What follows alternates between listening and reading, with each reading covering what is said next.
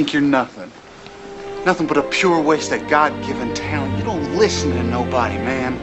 You can't run over everybody in this league. And every time you do, you leave one of your teammates hanging out to dry. Can I ask you a question, Opie?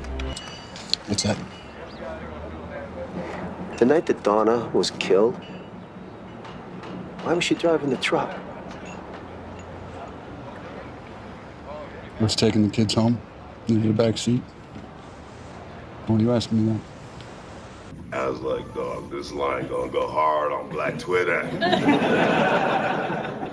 And the line was, death can have me, but it hurts me. And I got goosebumps, like when I read it, I had to immediately call him.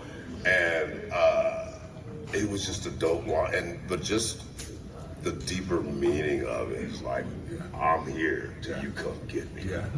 There's a mission to be accomplished, and it's gonna get done. Yeah. For me, it was actually, it wasn't a line, it was just, it was when Thor dies and he's reaching out for his daughter and he sort of disintegrates. That part I felt like they really executed, because I didn't know how it was gonna play, but I thought it was so sort of heartbreaking, so I love that part. So that was 2 years ago, right? That was 2 years ago. And I think it was 2 years ago, or maybe more. But anyway, the reason why I played that clip is because, I don't know, maybe negotiations might have been going on since then. Who knows? You know what I mean? That's just me speculating, to be honest. But we didn't see it then.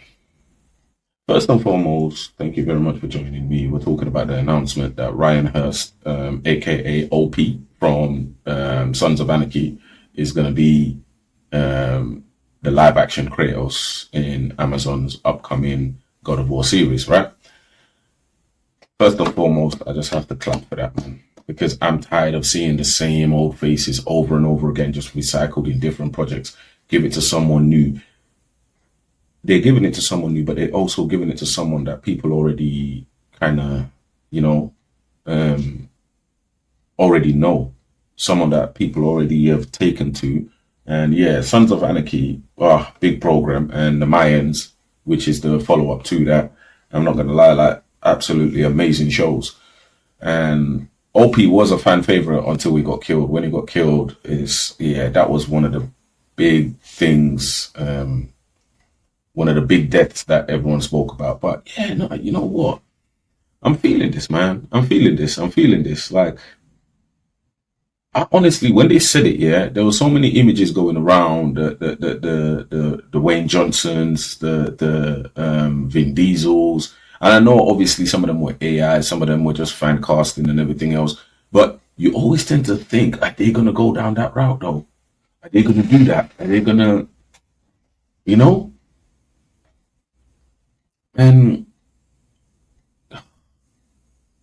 I'm impressed. I'm genuinely shocked.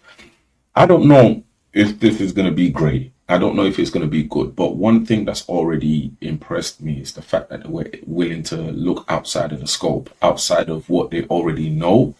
Because as far as I'm concerned, God of War has been one of the gaming series, right?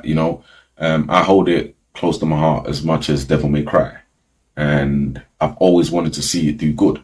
And quite frankly, I'm actually gassed up for it now, because when they first announced it, like I said, I thought they were just gonna go with the normal people that they know, the actors who have built up such a big fan base that if they cast them, they're gonna count on their fan base to come out and see them rather than see the project itself.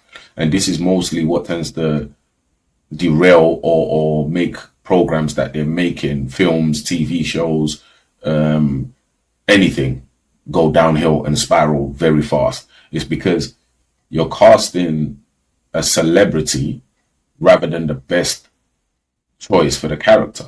You're casting a celebrity based off because you're banking on the fan base coming out to see them. You're not casting an actor based off of what he's going to bring to the character or how he's going to portray the character. And this is where I think a lot of casting choices go wrong. You don't do that.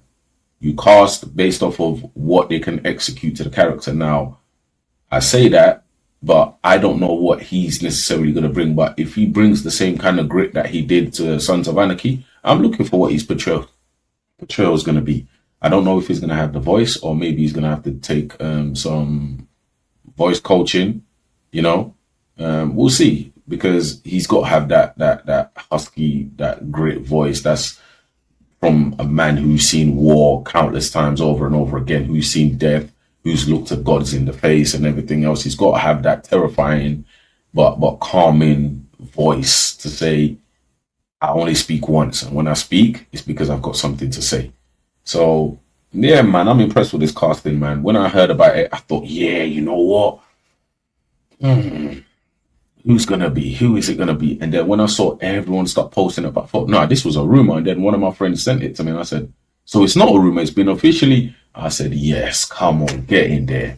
And honestly, I'm impressed. I'm impressed. And whoever went with him, I thank them, because like I said, 2 years ago or so, when they were talking on the Ragnarok video game, I didn't think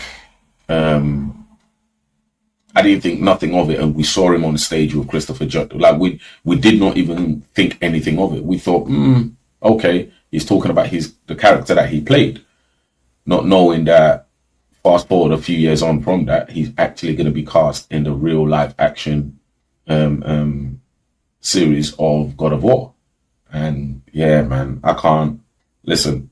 There's going to be full breakdowns once the project is actually released, or even if a trailer comes out, there's going to be, because I'm a God of War head. I'm not going to lie to anyone. I've been playing since God of War 1, because it was the first game of its kind, basically, to bring in-game puzzles that allows you to go on to the next stage, right?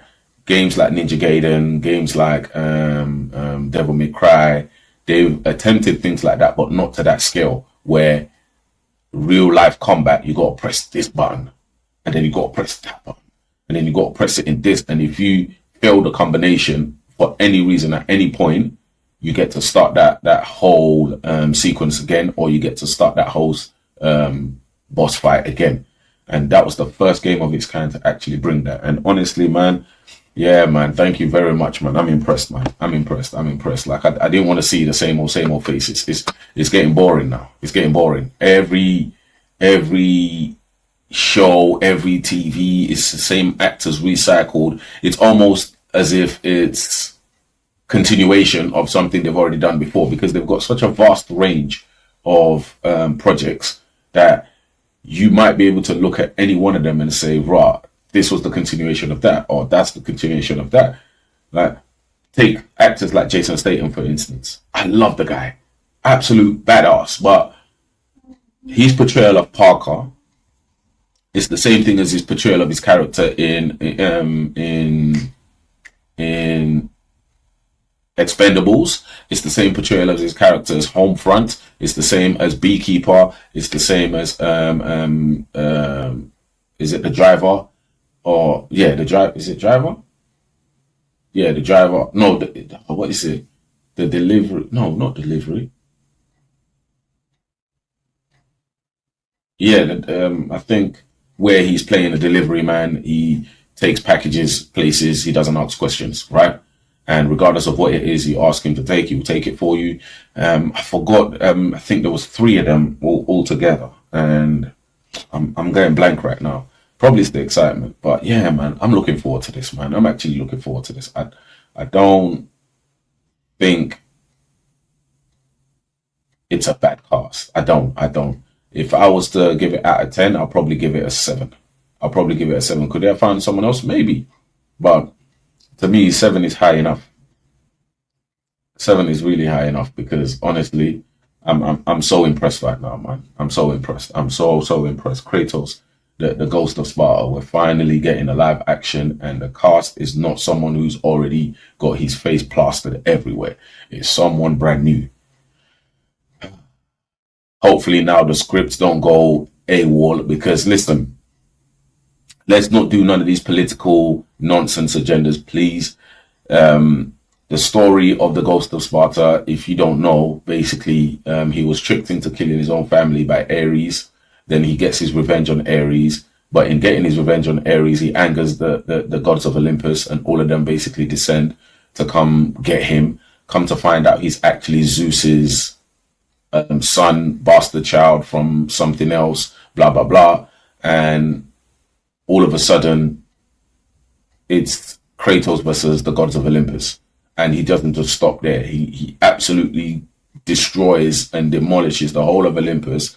He helps the Titans get back to their throne by getting rid of the Olympians. But in doing so, he upsets the balance to the point where he has to then leave and go elsewhere. But come to find out that his wife that he meets along the way was a frost giant. And as you know, the frost giant is from Norse mythology. The Asgardians been fighting with the frost giants for years. So Loki is, as you know, a frost giant, and Loki is Atreus, who ends up being Kratos' son in Ragnarok. So now he has to go against the Norse gods. And yeah, listen, if you don't know the series, get to know the series. It's a very, very, very good game. I played Ragnarok how many times? You don't understand. Like, me and my friends speak on Ragnarok like it's almost cultish the way how we do it, man. The game was just amazing. Don't get me wrong, it doesn't beat the originals, I don't think, personally. I don't think anything beats the original trilogy, especially 1 and 2. I don't think anything beats those, but you know what I mean? To each their own. And listen, man, yeah, I'm going to bring this to a close because I could just talk about Kratos all day. And I don't want to do that because I'll be rambling at some point. It's talking about things that you probably don't know or not interested in. So yeah, man, I'm happy with this cast, man. I'm really happy with this cast. One, like I said, is because it's someone we don't know. It's a fresh face within the acting scene. But 2, I think he's going to do well, providing the script is good. But if he's already done the video game, he kind of already knows a little bit about the lore. So he's able to then give his input. And I think if they want to do this great, if they want to do this justice and do this good, they should seek out the original team's input. They shouldn't just do that artistic license where they could just change up a few things themselves. No, stick true to the actual story and stick true to the characters, and also get Christopher Judd and Ryan Hurst's opinion on some of the things you're putting in there. Like, get their input, right? And I think if you do that, you're going to do an absolutely amazing job. But if you like what we're doing there, man, you like my reaction, consider joining. I meant to say, please leave a comment below. Consider joining or consider subscribing, share and like and all that good stuff. And yeah, I'm gonna be doing these spontaneously as they come up.